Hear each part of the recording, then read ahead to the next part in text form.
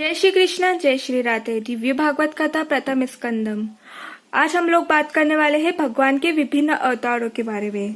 सूत जी कहते हैं, हे शौनकादिक ऋषियों, सृष्टि के आदि में भगवान ने लोकों के निर्माण की इच्छा करी।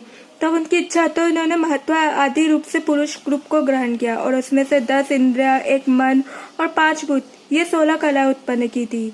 उन्होंने कारण जल में शयन करते हुए जब योग निद्रा का विस्तार किया, तब उनके नाभि के सरोवर में से एक कमल प्रकट हुआ और उस कमल के प्रजापतियों के अधिपति ब्रह्मा जी उत्पन्न हुए।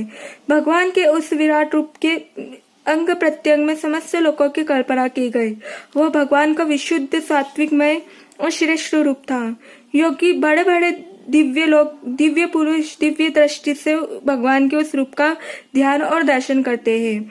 भगवान का वह हजारों विराट पुरुष रूप, जिनमें हजारों पैर, जांघें, भुजाएं और अनेक मुख के कारण अत्यंत विलक्षण है। उसमें हजारों सिर, हजारों कान, हजारों आंखें, हजारों नासिकाएं है और हजारों मुकुट और वस्त्र और कुंडल आदि आभूषणों से वह उल्लसित रहता है। भगवान का यही विराट पुरुष, जिसे हम नारायण, महादेव और ब्रह्म के रूप में भी जानते और उसी रूप में वह अनेक अवतारों का अक्षय कोश है। इसी से सारे अवतार प्रकट होते रहते हैं और इसी दिव्य विराट पुरुष के रूप से छोटे अंश से देवतागण, पशु पक्षी और मनुष्य आदि योनियों की सृष्टि होती है। अब उन्हीं प्रभु ने पहले कुमार सर्ग में सबसे पहले सनक, सनातन, सत्य कुमार, सनातन धर्म और सत्य कुमार, इन 4 ब्राह्मणों के रूप में अवतार ग्रहण किया। अत्यंत कठिन अखंड ब्रह्मचार्य का पालन किया था। दूसरी बार इस संसार के कल्याण के लिए यज्ञों के स्वामी उन भगवान ने रसातल में डूबी पृथ्वी को बाहर निकालने के लिए उन शुक्र रूप यानी कि वराह रूप का अवतार ग्रहण किया। ऋषियों की सृष्टि में उन्होंने देवर्षि नारद के रूप में तीसरा अवतार ग्रहण किया और उसे सात्वत तंत्र का यानी कि जिसे नारद पांचरात्र कहते उसका उपदेश किया और उसमें कर्मों के द्वारा किस प्रकार कर्म बंधन से मुक्ति मिलती है उसका वर्णन किया है।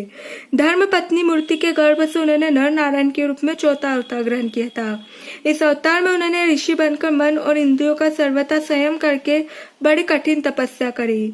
5वें अवतार में वे सिद्धों के स्वामी कपिल रूप मुनि के रूप में प्रकट हुए और तत्व का निर्णय करने वाले सांख्य शास्त्र, जो कि समय के फेर से गायब हो गया था, उन्होंने असिरी नामक ब्राह्मणों को उपदेश किया।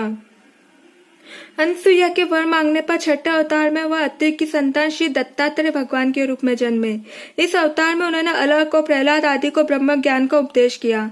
7वीं बार रुचि प्रजापति आकुति नामक पत्नी के यज्ञ के रूप में उन्होंने अवतार ग्रहण किया और अपने ही पुत्र याम आदि देवताओं के साथ स्वयंभू मनवंतर की रक्षा